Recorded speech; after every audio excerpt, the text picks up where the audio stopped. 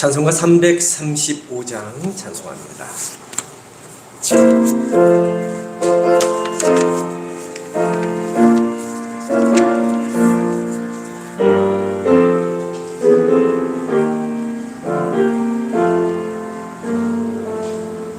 크고 놀라운 평화가 내게 있네.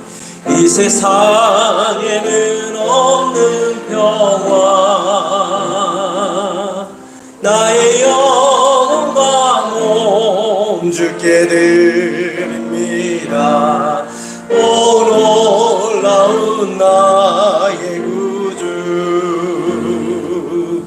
오 놀라운 주, 놀라운 주. 저 천군과 천사들 경배하네. 나 엎드려서 주 경배하리. 오 놀라운 그 주 예수, 나의 일생을 인도해 주. 나의 생각도 주관하사 주의 뜻대로 날 다스리옵소서. 오 놀라운 나의 구주, 오 놀라운 주, 오 놀라운 주. 저 천군과 천사들 경배하네. 나 엎드려서 주 경배하리. 오 놀라운 그 주 예수, 나의 모든 것 주님께 드리오니. 주여 기쁘게 받으시사 주의 나라 위에 성별하옵소서. 오 놀라운 나의 구주, 오 놀라운 주, 오 놀라운 주.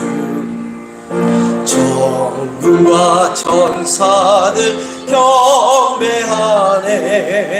나 엎드려서 주 경배하리. 오 놀라운 그 주 예수, 주의 광채가 찬란히 비춰오네. 전능하신 왕 그새 주여, 세상 끝날까지 찬양 드립니다. 오 놀라운 그 주 예수, 오 놀라운 주, 오 놀라운 주. 저 천군과 천사들 경배하네. 나 엎드려서 주 경배하리. 오 놀라운 나의 구주. 찬송가 445장입니다. 445장.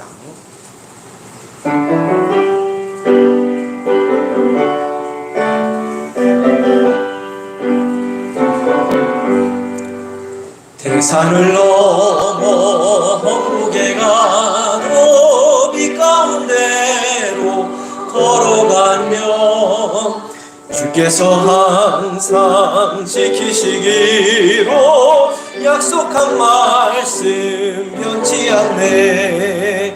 하늘의 영광, 하늘의 영광, 나의 맘속에 차고도 넘쳐. 할렐루야 할렐루야를 힘차게 불러 영원히 주를 찬양하리. 캄캄한 밤에 다닐지라도 주께서 나의 길 되시고 나에게 밝은 빛이 되시니 길 잃어버릴 염려 없네. 하늘의 영광 하늘의 영광 나의 맘속에 차고도 넘쳐 할렐루야를 힘차게 불러 영원히 주를 찬양하리. 광명한 길이 마음에 받아 찬란한 천국 바라보고 할렐루야를 힘차게 불러 날마다 빛에 걸어가리. 하늘의 영광 하늘의 영광 나의 맘속에 차고도 넘쳐 할렐루야를 힘차게 불러 영원히 주를 찬양하리. 아멘. 다 함께 자리에서 일어나셔서 조용한 기도드림으로 대림절 세 번째 주일 예배 하나님께 올려드립니다.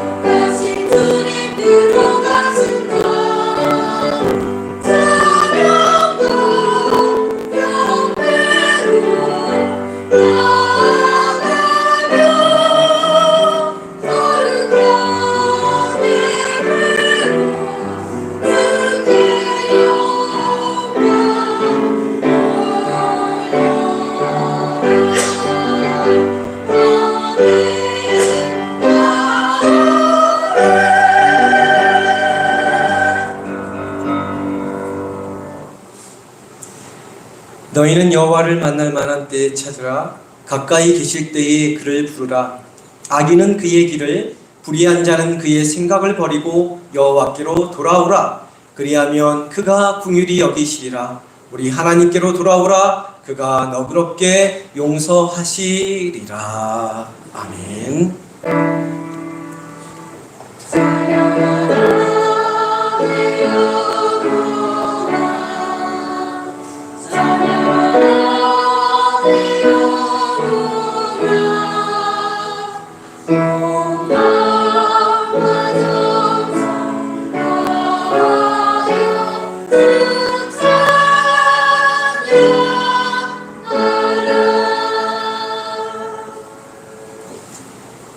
함께 경배와 찬양 예수 우리 왕이여 두 손을 가슴에 얹고 찬양합니다.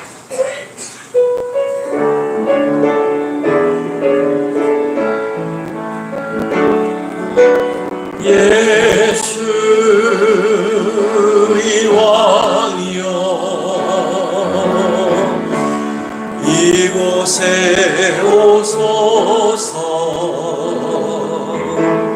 보좌로 주여 임하사 찬양을 받아 주소서. 주님을 찬양하오니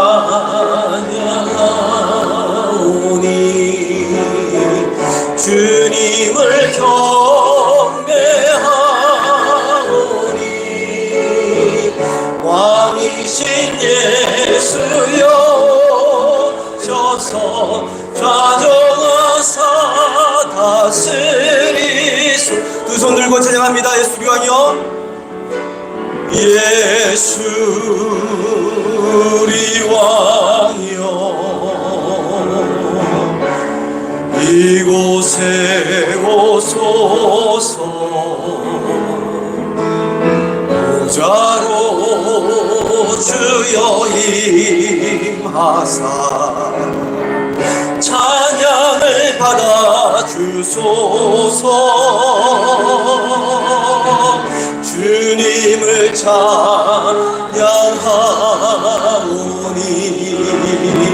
주님을 경배하오니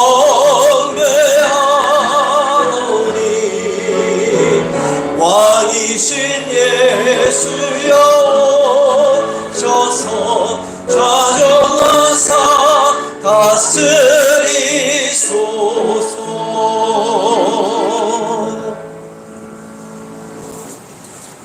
교도문 73번 이사야서 65장 말씀 교독해서 봅니다.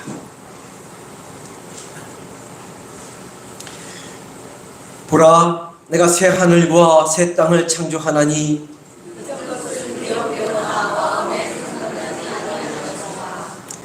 너희는 내가 창조하는 것으로 말미암아 영원히 기뻐하며 즐거워할지니라. 보라, 내가 예루살렘을 즐거운 성으로 창조하며 그 백성을 기쁨으로 삼고 내가 예루살렘을 즐거워하며 나의 백성을 기뻐하니 우는 소리와 부르짖는 소리가 그 가운데에서 다시는 들리지 아니할 것이며 사자가 소처럼 짚을 먹을 것이며 뱀은 흙을 양식으로 삼을 것이니 나의 성산에서는 해함도 없겠고 상함도 없으리라. 여호와께서 말씀하시니라. 아멘. 사도신경으로 신앙 고백드립니다. 전능하사 천지를 만드신 하나님 아버지를 내가 믿사오며 그 외아들 우리 주 예수 그리스도를 믿사오니 이는 성령으로 잉태하사 동정녀 마리아에게 나시고 본디오 빌라도에게 고난을 받으사 십자가에 못 박혀 죽으시고 장사한 지 사흘 만에 죽은 자 가운데서 다시 살아나셨으며 하늘에 오르사 전능하신 하나님 우편에 앉아 계시다가 주례로서 산 자와 죽은 자를 심판하러 오시리라. 성령을 믿사오며 거룩한 공예와 성도가 서로 교통하는 것과 죄를 사하여 주시는 것과 몸 다시 사는 것과 영원히 사는 것을 믿사옵나이다. 아멘.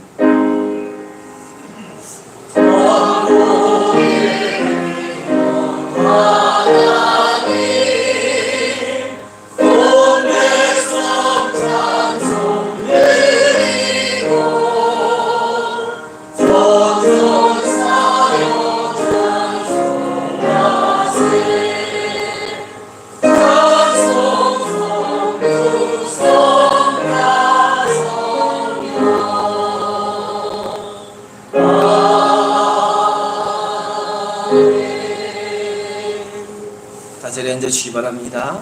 김현재 권사님 나오셔서 대표하여 기도해 주시겠습니다.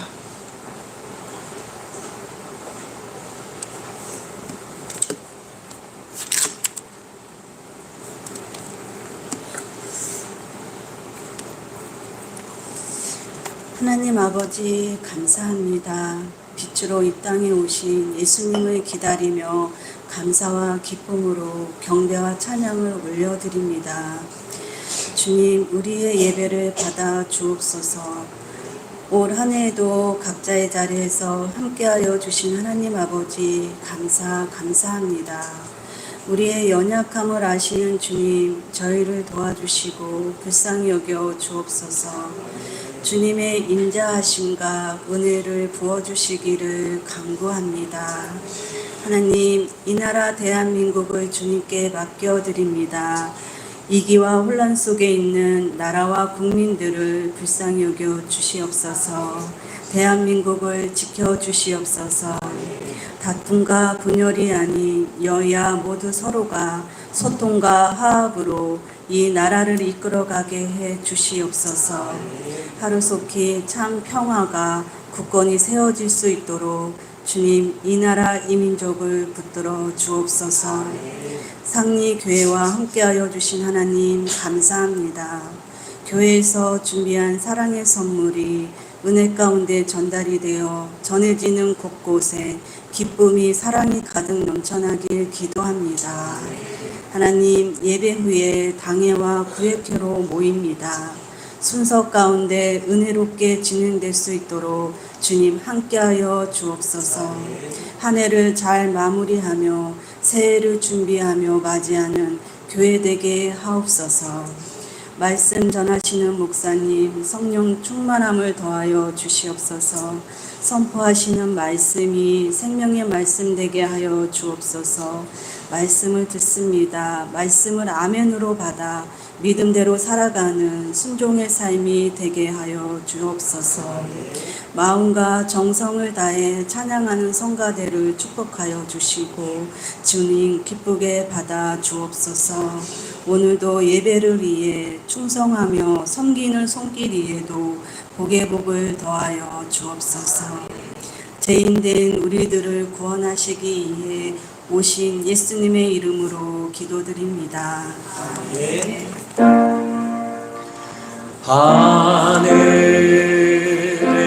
하늘에 계신 아버지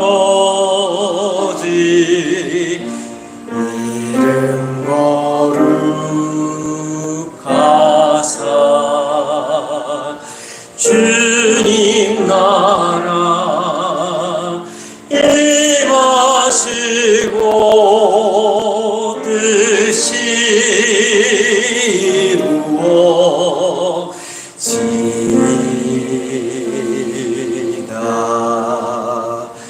일용할 양식 주시고 우리들의 큰 죄 다 용서하옵시고 또 시험에 들게 마시고 또 악에서 구원하소서. 되게 주의 나라 주의 권세 주의 영광이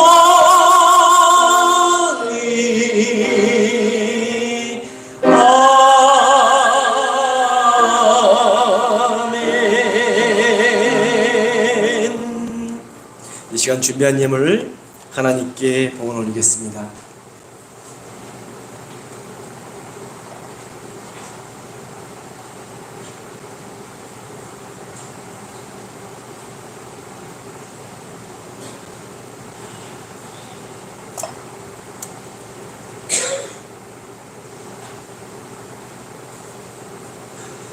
우리의 삶의 주인이 되시고 구원자가 되시는 하나님, 거룩한 주일 저희를 불러주시고 예배하며 하나님께 존귀와 찬양과 영광을 올려드리게 하시니 감사를 드립니다. 예배하는 이 시간 저희 가운데 몸과 마음과 영혼의 질병으로 고통받고 있는 성도님들이 계십니다. 세상살이에 사람의 상처 있고 지친 영혼들이 있습니다. 예배 가운데 임재하시는 하나님을 만남으로 치유받게 하시고 위로받게 하시고 힘을 얻는 은혜의 시간이 되게 하여 주옵소서. 이 시간 주님께서 우리 삶에 베풀어 주신 은혜와 사랑에 감사하며 예물을 올려드립니다. 어려움을 겪는 중에도 부족함 중에도 우리의 마음, 우리의 정성을 담아 드리는 이 예물 기쁘게 흠양하여 주옵소서. 소원을 담아 드리는 손길 위에 응답의 역사가 있게 하시고 부족함 없이 채워주시는 하나님의 은혜가 흘러넘치는 삶이 되게 하여 주옵소서. 각 가정과 자녀와 일터 위에 복의 복을 더하여 주옵소서. 드린 예물이 하나님 나라를 위하여 거룩하게 귀하게 복되게 사용되어지는 예물 되게 하여 주옵소서. 우리를 죄와 죽음으로부터 구원하여 주신 귀하신 예수 그리스도의 이름으로 기도드립니다. 아멘.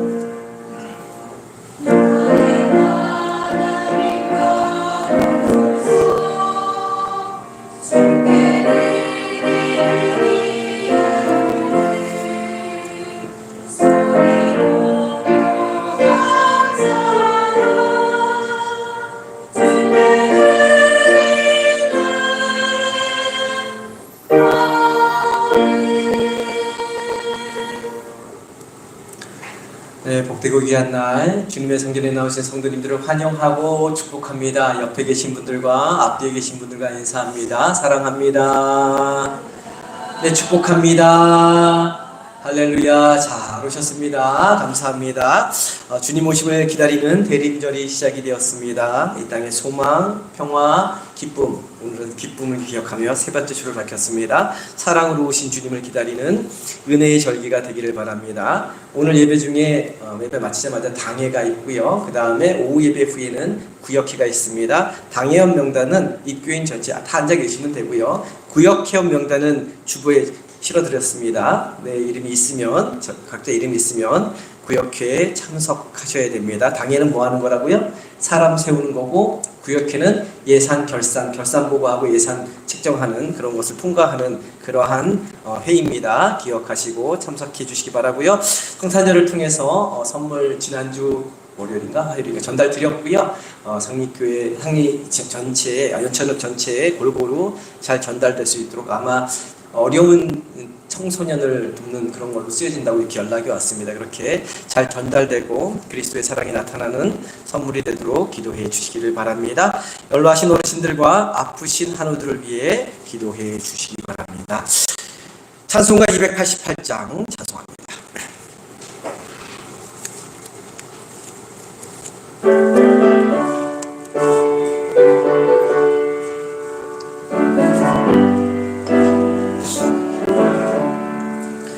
예수를 나의 구주 삼고 성령과 피로써 거듭나니 이 세상에서 내 영혼이 하늘의 영광 누리도다.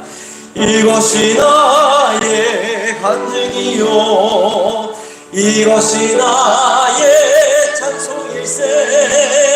나 사는 동안 끊임없이 구주를 찬송하리로다. 온전히 주께 맡긴 내 영 사랑의 음성을 듣는 중에 천사를 왕래하는 것과 하늘의 영광 보리로다. 이것이 나의 간증이요 이것이 나의 찬송일세. 나 사는 동안 끊임없이 구주를 찬송하리로다. 주 안에 기쁨 누림으로 마음의 풍랑이 잔잔하니 세상과 나는 간 곳 없고 구속한 주만 보이도다.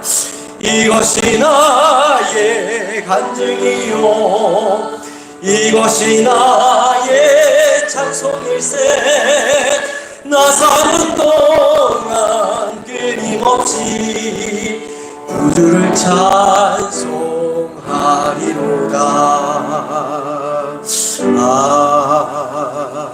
아멘. 오늘 우리에게 주시는 하나님의 말씀은 다니엘서 4장 19절부터 27절까지 말씀입니다. 구약성경 1227면 다니엘서 4장 19절부터 27절까지 말씀 저와 함께 교독해서 봅니다. 벨드사살이라 이름한 다니엘이 한동안 놀라며 마음으로 번민하는지라 왕이 그에게 말하여 이르기를 벨드사살아 너는 이 꿈과 그 해석으로 말미암아 번민할 것이 아니니라. 벨드사살이 대답하여 이르되 내 주여 내 꿈은 왕을 미워하는 자에게 응하며 그 해석은 왕의 대적에게 응하기를 원하나이다.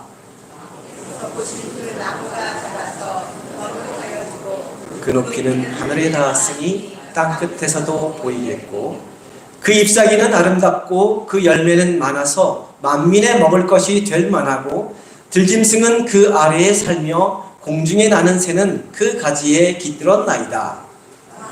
이 나무는 곧 왕이시라. 이는 왕이 자라서 견고하여지고 창대하사 하늘에 닿으시며 권세는 땅끝까지 미치시이니이다. 왕이 보신즉 한 순찰자 한 거룩한 자가 하늘에서 내려와서 이르기를 그 나무를 베어 없애라. 그러나 그 뿌리의 그루터기는 땅에 남겨두고 새와 노줄로 동이고 그것을 들풀 가운데에 두라. 그것이 하늘 이슬에 젖고 또 들짐승들과 더불어 제 몫을 얻으며 7대를 지내리라 하였나이다. 왕이 그 해석은 이러하니이다. 곧 지극히 높으시니가 명령하는 것이 내 주인 왕에게 이를 것이라. 왕이 사람에게서 쫓겨나서 들짐승과 함께 살며 소처럼 풀을 먹으며 하늘 이슬에 젖을 것이요 이와 같이 7대를 지낼 것이라. 그때 지극히 높으신 이가 사람의 나라를 다스리시며 자기의 뜻대로 그것을 누구에게든지 주시는 줄을 아시리이다. 그들이 그 나무 뿌리에 깃터기를 남겨두라 하였은즉 하나님이 다스리는 줄을 왕이 깨달은 후에야 왕의 나라가 견고하리이다. 함께 읽겠습니다.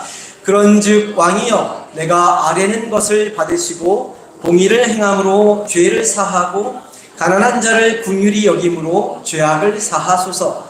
그리하시면 왕의 평안함이 혹시 장구하리이다 하니라. 아멘. 성가대의 찬양이 있겠습니다.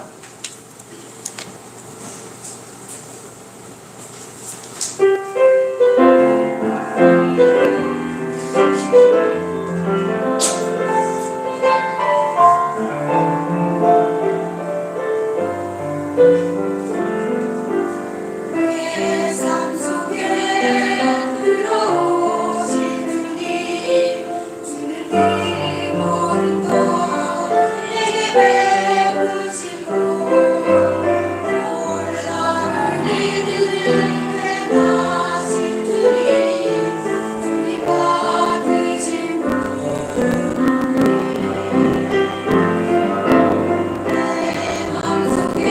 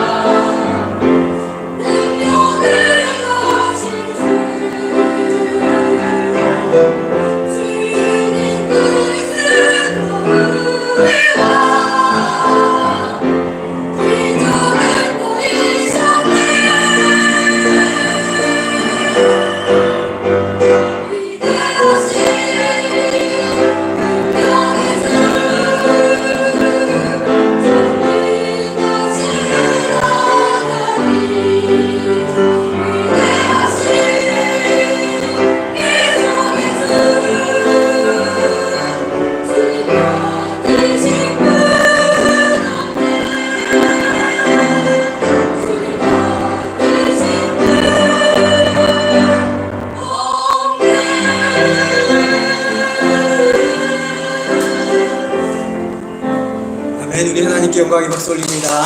귀한 전신 성가에게 큰 격려의 박수 보내시기 바랍니다. 감사합니다. 기도합니다. 고맙고 감사하신 하나님, 위대하고 강하고 능력이 많으신 그 주님을 우리 주님으로 섬기게 하시니 감사를 드립니다. 우리의 삶의 모든 것 주님 안에서 승리하는 삶을 살게 하시고, 오늘도 말씀을 통하여 우리에게 주시는 귀한 주님의 음성 들을 수 있게 하시고 깨달을 수 있게 하시고, 말씀이 삶이 되는 저희의 삶이 되게 인도하여 주옵소서. 귀하신 예수 그리스도의 이름으로 기도드립니다. 아멘. 지난 시간에 우리가 살펴보았듯이 느부갓네살 왕이 두 번째 꿈은 첫 번째 꿈인 거대한 신상의 꿈을 꾼 지 몇 년? 35년. 그러니까 25살 때쯤 첫 번째 꿈을 꾸었다면, 신상의 꿈을 꾸었다면 거대한 신상, 35년이 지난 60세에 두 번째 꿈을 꾸었습니다. 그것이 4장 말씀의 내용이죠. 두 번째 꿈의 내용을 자세히 살펴보지는 않았지만 꿈의 내용을 한마디로 요약한다면, 하나님이 느부갓네살 왕을 징계하실 것이고 그래도 돌이키지 않으면 심판하시겠다는 내용입니다.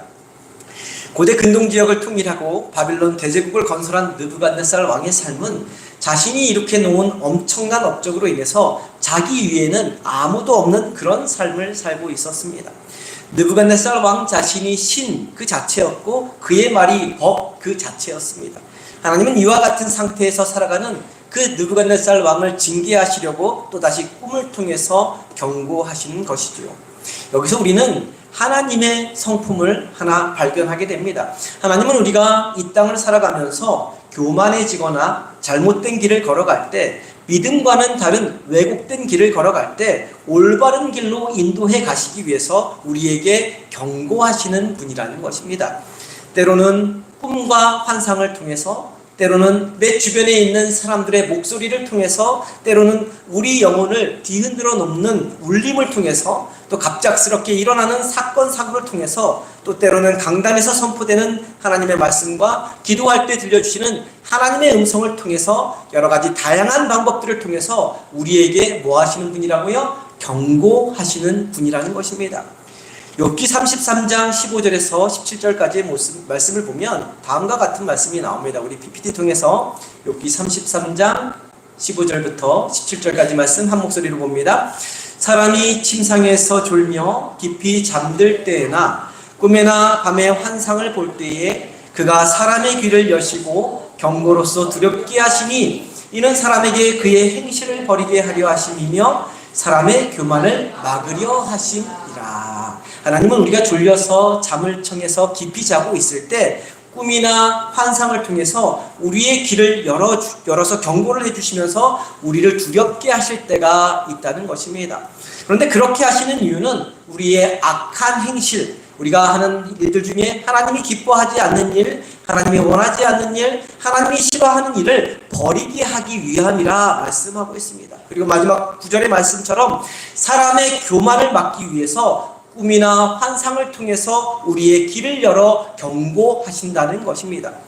저도 고등학교 1학년 때 하나님을 만난 이후 지금까지 신앙생활을 하면서 꿈이나 환상을 통해서 이런 경고를 3-4차례 정도 강력하게 받았던 적이 있습니다. 그래서 정말 두렵고 떨리는 마음으로 시간을 보냈던 적이 있었습니다. 그러면 하나님이 이런 경고를 우리에게 왜 하시는 것일까요? 다른 이유 없습니다. 이런 경고하시는 거 겁박하려고 하시는 게 아닙니다. 바로 저와 성도님을 사랑하시기 때문에 이런 경고를 하시는 것이죠.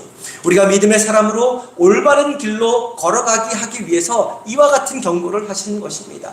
그 길로 가면 안 되기 때문에, 그렇게 살면 안 되기 때문에, 그렇게 살면 죄악의 길, 돌이킬 수 없는 길, 악의 길로 가기 때문에 여러 가지 방법을 통해서 우리에게 경고하시는 분이시라는 겁니다. 졸 때나 잘 때나 밤에나 낮에나 다양한 방법을 통해서 우리에게 경고해 주시는 분이라는 것이죠. 저와 성도님들의 삶의 꿈과 환상뿐만 아니라 다양한 방법, 곧 사람과 상황과 하나님의 말씀과 하나님의 음성으로 하나님이 경고하실 때 절대로 그 경고를 무시해서는 안 됩니다. 외면해서도 안 됩니다. 그 경고 앞에 그저 두렵고 떠는 것으로 그쳐서도 안 됩니다. 돌이켜셔야 하고 주님 앞에 나아가야 합니다.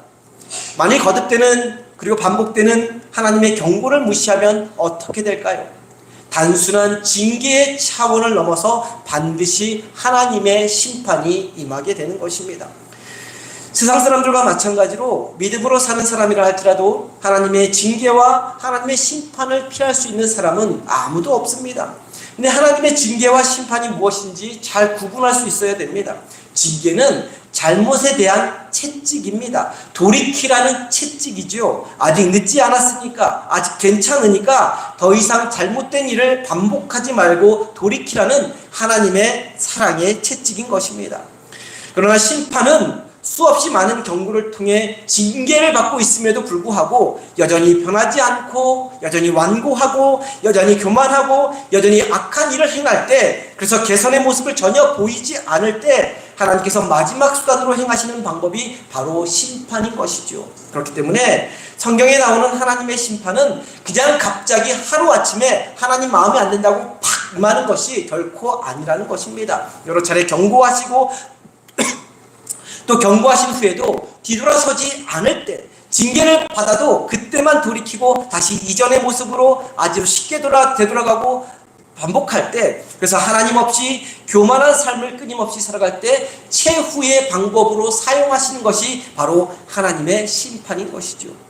에스겔서 28장을 보면 해상무역을 통해서 큰 부를 축적하게 된 그 이스라엘 땅 위에 두로라는 땅이 있습니다. 두로와 두로왕에 대한 심판이 에스겔서 말씀에 나오는데, 이들은 재물 때문에 교만해졌습니다. 해상무역을 통해서 많은 재물들이 안으로 들어오고 축적되고 쌓이니까 그 큰 재물로 인해서 교만해졌습니다. 그래서 하나님은 그들이 자랑하는 것, 곧 그들의 재물을 모두 다 바다에 던져버리시겠다고, 그리고 이방인들의 손에 죽임을 당하게 될 것이라고 친히 심판의 말씀을 하시는 것을 찾아볼 수 있습니다. 또 예레미야서에 보면 암몬 족속이 심판받는 장면이 나옵니다. 암몬 족속은 자신들이 가진 힘으로 교만해졌습니다. 그때는 군사력이었겠죠. 우리가 이렇게 강한데 누가 대적하겠느냐고 하면서 교만에 빠져 있었습니다. 결국 하나님은 암몬 족속을, 힘세다고 군사가 많다고 자랑하던 암몬 족속을 전쟁으로 심판하십니다. 힘세다고 대적할 자 없다고 자랑했던 나라를 전쟁으로 완전히 산산조각 깨지게 만드셨다는 것이죠. 우리가 이 땅을 살아가면서 지니고 살아가는 것들, 우리가 가지고 있는 것들, 곧 재물이나 권력이나 건강이나 능력은 주님을 위해 사용될 수 있는 귀중한 도구와 통로가 될 수 있습니다. 그러나 내가 가지고 있는 것들을 가지고 교만하게 살거나 하나님보다 그것이 더 대단한 것처럼 여기면 바로 그것으로 심판받을 수 있다는 것을 말씀을 통해 우리에게 경고하고 계시는 것이죠.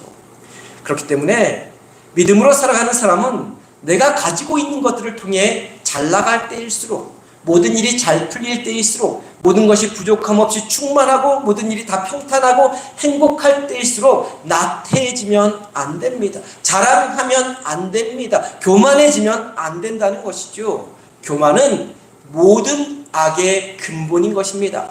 중세 기독교의 기초를 놓았던 유명한 성인 중에 토마스 아퀴나스라는 분이 계십니다. 이 토마스 아퀴나스의 말처럼 교만은 모든 죄악의 어머니입니다. 한번 따라해 볼까요? 교만은 모든 죄악의 어머니다.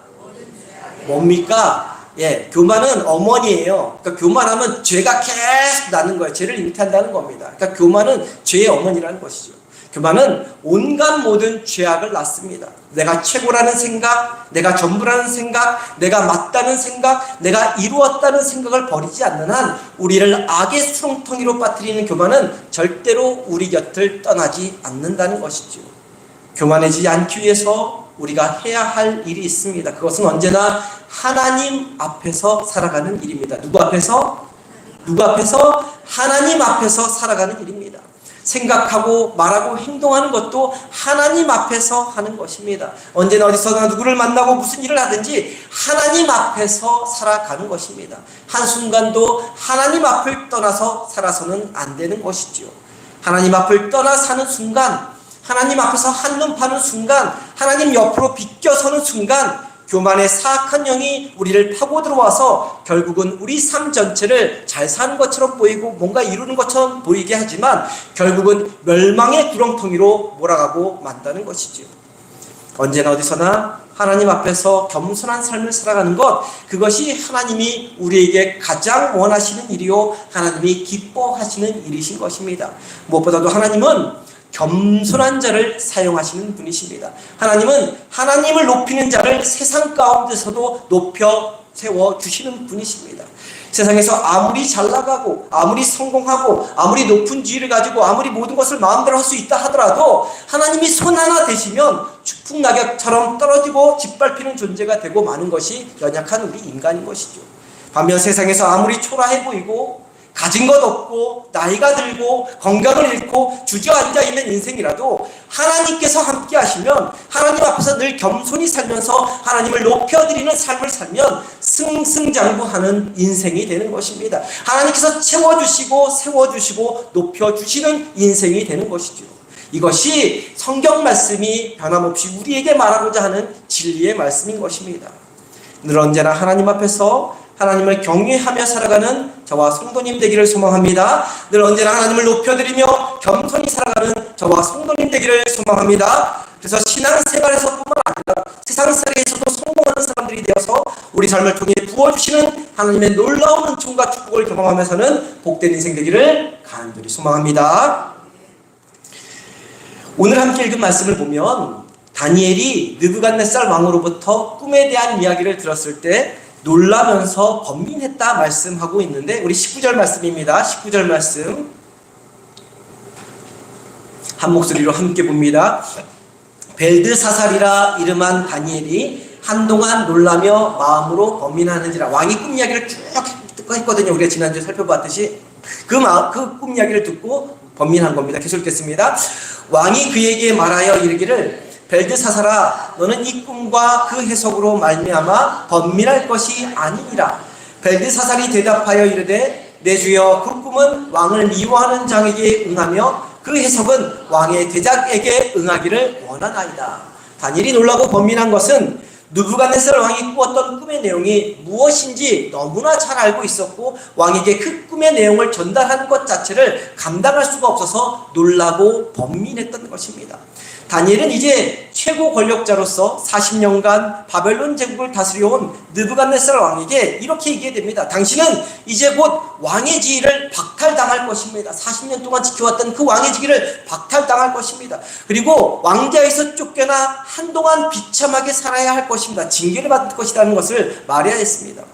어린 소년 시절부터 40년 동안 섬겨왔던 왕에게 그런 말을 하기가 쉽지 않았을 것입니다. 그래서 다니엘은 놀라고 번민했던 것입니다. 일어날 사실을 이야기해 준 것이었죠.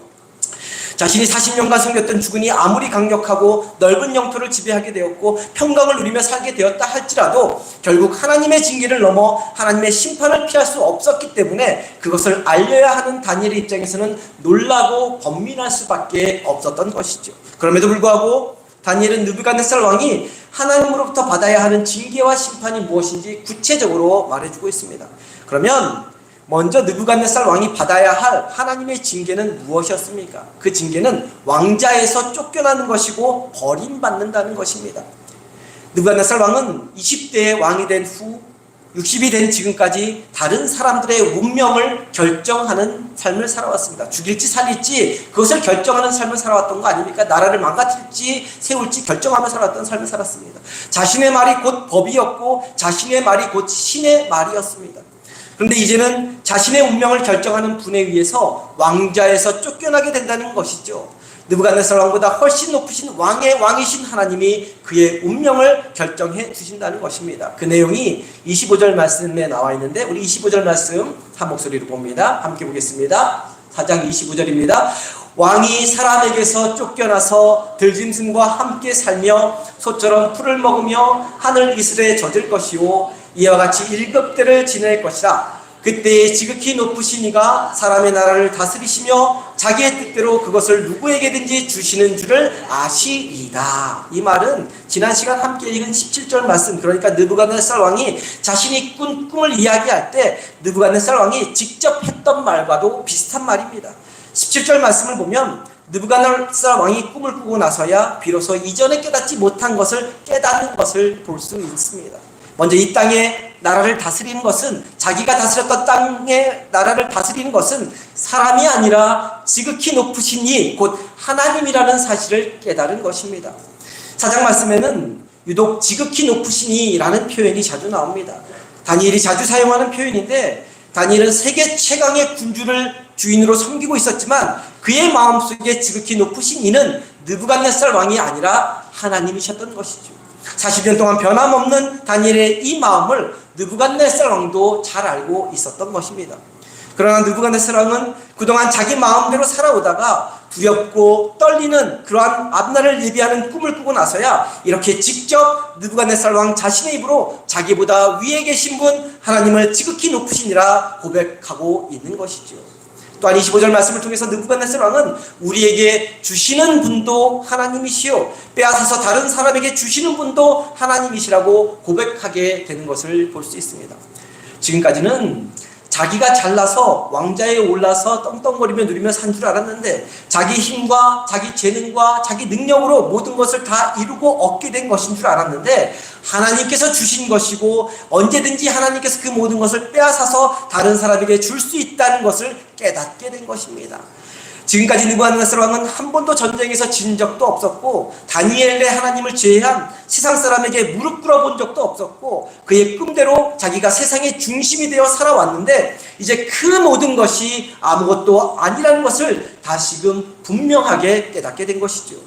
그러니까 세상에서 얻은 성공은 밀물처럼 몰려올 수도 있고 썰물처럼 빠져나갈 수도 있는데 느부갓네살 왕은 두 번째 꿈을 꾸고 난 이후에 그 사실을 깨닫게 된 것입니다. 이제 느부갓네살 왕이 해야 할 일이 있습니다. 그것은 자신이 꾸었던 꿈과 해석을 통해 깨닫고 알게 된 사실을 가지고 자신의 삶을 어떻게 변화시킬 것인가 하는 것이었습니다. 26절 말씀인데요. 26절 말씀 한 목소리로 보겠습니다. 또 26절입니다. 함께 봅니다. 또 그들이 그 나무 뿌리에 그루터기를 남겨두라 하였음즉 하나님이 다스리는 줄을 왕이 깨달은 후에야 왕의 나라가 견고하리이다. 나무를 통째로 베어서 뿌리 뽑지 않고 그루터기를 남겨두었다는 것, 나무 자르면 그루터기가 남지 않습니까? 그 그루터기를 남겨두었다는 것은 회복의 가능성이 있다는 것을 알려주는 것입니다. 다시 말해 바벨론 제국과 느부갓네살 왕을 상징하는 거대한 나무가 하늘까지 닿았던 그 거대한 나무가 배임을 당하는 것은 느부갓네살 왕이 지금까지 잘못 살아온 삶에 대한 징계에 해당하지만 뿌리를 뽑아내지 않고 그루터기를 남겨둔 이유는 아직 최후의 심판을 받은 것은 아니라는 것을 알려주는 것입니다. 하나님은 최후의 심판을 하시기 전에 항상 이와 같은 소망의 여지를 남겨두시는 분이십니다. 하나님은 그루터기를 남겨두심으로 느부갓네살 왕이 회복될 수 있는 가능성을 남겨두신 것이죠. 그러면서 동시에 어떻게 할 때 징계를 극복하고 징계를 회복할 수 있는지 그리고 최후 심판을 피할 수 있는지도 말씀해 주십니다. 27절 말씀인데요. 27절 말씀 한 목소리로 봅니다.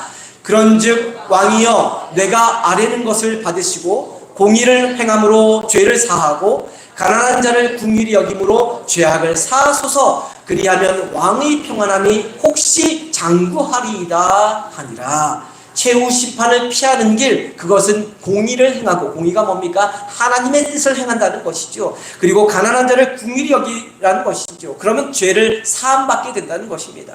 다시 말해 지금까지 정복하고 착지하고 군림하며 살아왔던 삶, 하나님 없이 교만한 삶을 살고 자기 마음대로 살아왔던 삶을 회개하고 사랑과 자비를 베풀며 하나님이 기뻐하는 일을 행하라는 것입니다. 의롭게 살라는 것입니다. 그렇게 살아갈 때 비록 과거의 교만한 삶으로 인해 징계를 받아서 나무는 다 베어집니다. 그래서 쫓겨납니다. 베어졌지만 남아있는 그루터기가 자라서 또다시 큰 나무가 될 것이라는 그 소망의 말씀을 주신 것입니다. 오늘 말씀을 통해서 얻을 수 있는 교훈이 있습니다.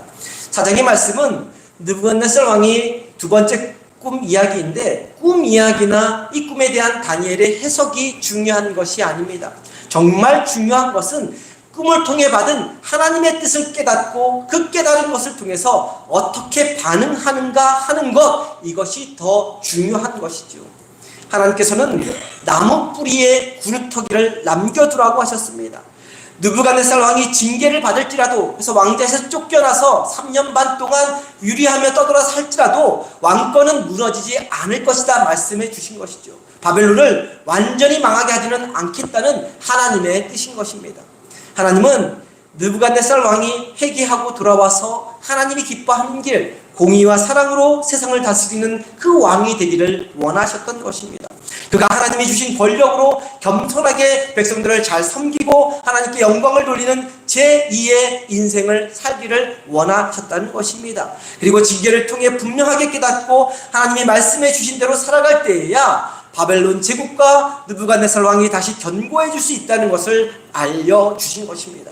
결국 그 모든 징계에서 회복될 수 있는 유일한 열쇠는 다른 사람에게 있지 않고 바로 느부갓네살 왕 그 자신에게 있었던 것입니다. 다니엘은 느부갓네살 왕이 징계를 받는 가운데서도 회개하고 돌이키기만 하면, 그래서 하나님의 뜻에 순종하여 공의를 행하고 궁유를 베풀기만 한다면 27절 끝에 나오는 말씀처럼 왕의 평안함이 혹시 장구하리이다 라고 알려준 것입니다. 비록 징계를 받지만 그 징계 가운데서도 철저하게 하나님 앞에 회개하고 돌아오면, 하나님의 뜻에 순종하며 산다면, 그래서 공의를 행하고 가난한 자를 긍휼히 여기고 베푸는 삶을 산다면 예언된 심판이 임하지 않을 수도 있다는 것을 분명하게 알려주고 있는 것입니다. 하지만 문제는 무엇입니까? 항상 인간의 교만과 고집스러움과 어리석음에 있는 것이죠. 그래서 하나님의 음성이 들려오는 대로 그 음성대로 살지 않는 것이 우리 인간의 문제인 것입니다. 하나님의 다양하고 거듭되는 경고를 계속 무시하고 결국 재앙과 심판을 자초하는 것, 그것이 우리 인간의 연약하고 완악한 모습인 것이죠. 하나님의 사람은 영원토록 풍성이 흘러나오는 하나님의 말씀과 생기를 먹고 살아가야 합니다. 하늘로부터 오는 하나님의 능력을 공급받고 살아가야 합니다. 세상에 있는 것들에 뿌리 내린 나무처럼 살아가면 느부갓네살 왕처럼 세상적으로는 조금 잘 나가고 조금 성공해 보일 수 있을지 모르지만 하나님의 징계를 피해갈 수 없고 심판을 피해갈 수 없는 것입니다. 하늘이 아니라 세상에 있는 것들에 뿌리를 내리고 살아가면 하나님으로부터 징계와 재앙이 닥치는 줄 알면서도, 그리고 징계와 재앙을 당하면서도 돌이키지 못하게 되고 결국 심판에 넘어가게 되고 마는 것이죠. 세상적인 것에 취해 사느라, 자기 잘난 멋에 사느라 이미 돌이키기에는 너무 멀리 가버린 것입니다. 돌이킬 능력을 다 잃어버린 것이고 돌이킬 때마저 놓치게 되고 마는 것이죠. 사랑하는 성도님, 하나님이 우리에게 원하신 것은 이 땅에 뿌리를 내리고 사는 것이 아닙니다. 이 땅에 있는 재물과 지위와 명예를 가지고 이 땅에서 떵떵거리고 누리며 사는 것이 아닙니다. 하나님이 우리에게 원하시는 것은 하늘로부터 내려오는 신령한 양식을 먹고 사는 것입니다. 하늘로부터 들려주시는 생명의 음성을 듣고 사는 것입니다. 하늘을 바라보며 하나님 앞에서 겸손히 살아가는 것입니다. 그렇게 살아감으로 이 땅의 삶도 장구하게 오랜 시간 풍요롭게 풍성하게 살아가기를 원하시는 것입니다. 그 사실을 기억하며 너무 늦기 전에, 너무 멀리 가기 전에 겸손히 하나님 앞으로 돌아가는 저와 성도님 되기를 소망합니다. 하나님이 경고하실 때마다, 우리 삶에 나도 모르는 징계가 주어질 때마다 곧바로 자복하고 회개하며 하나님 앞에 다시 바로 서는 저와 성도님 되기를 간절히 소망합니다. 한 걸음 더 나아가서 하나님이 기뻐하시는 뜻을 행하고 가난한 자를 긍휼히 여기고 베푸는 삶을 살아가므로 하나님께서 우리 삶에 부어주시는 풍성하고 신령한 은혜를 오래오래 누리며 살아가는 저와 성도님 되기를 주님의 이름으로 간절히 축원합니다. 기도합니다. 사랑과 은혜의 하나님, 하나님의 징계가 우리 삶에 임할 때 우리 삶을 되돌아볼 수 있는 지혜로운 사람들이 되게 하여 주옵소서. 나를 사랑하셔서 나를 믿음의 길, 생명의 길, 축복의 길로 인도하시고자 하는 주님의 손길임을 깨닫고 하나님 앞에서 자복하고 회개하며 더욱 겸손한 삶, 하나님의 영광을 드러내는 삶을 살아가게 하여 주옵소서. 또한 하나님이 원하시는 삶, 곧 공의를 행하고 가난한 자를 긍휼히 여기며 베푸는 삶을 살아감으로 하늘로부터 내려주시는 평안함과 축복 가운데 거하는 복된 인생이 되게 하여 주옵소서. 귀하신 우리 주 예수 그리스도의 이름으로 기도드립니다. 아멘.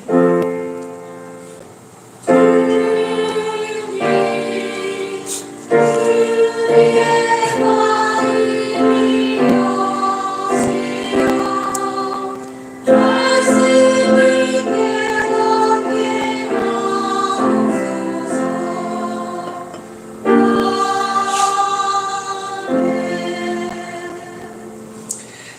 다 함께 자리에 일어나셔서 찬송가 312장 찬송합니다.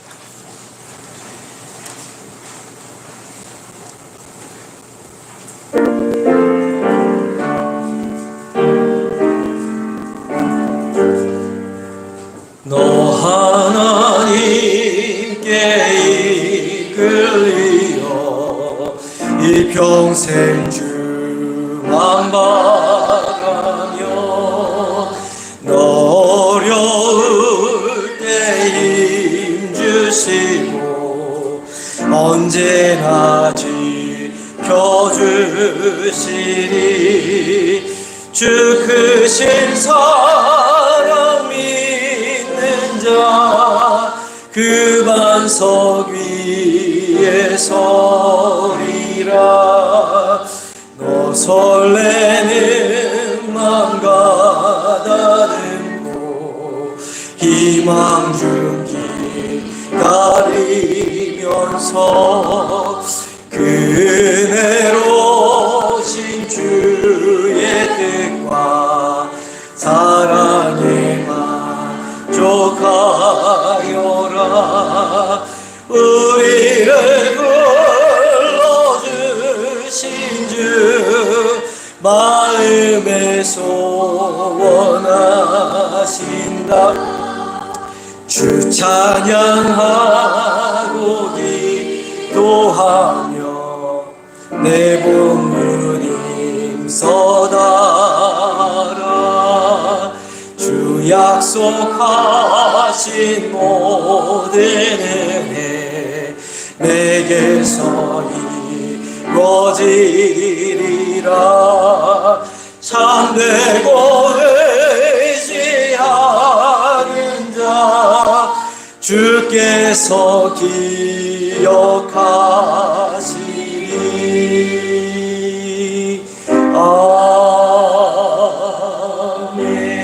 아멘. 기도합니다. 지금 십자가에서 죽으시기까지 우리를 품어주신 우리 주 예수 그리스도의 은혜와 하나님 아버지의 크고 높고 깊은 사랑과 우리를 지키시고 도우시고 인도하시는 성령님의 감화감동 역사하심이 땅에 있는 것이 아닌 하늘로부터 오는 곳에 소망을 두고 살아가고자 결단하며 돌아가는 성도님들의 머리 위에 이제부터 영원토록 함께하여 주시기를 간절히 축원하옵나이다. 아멘.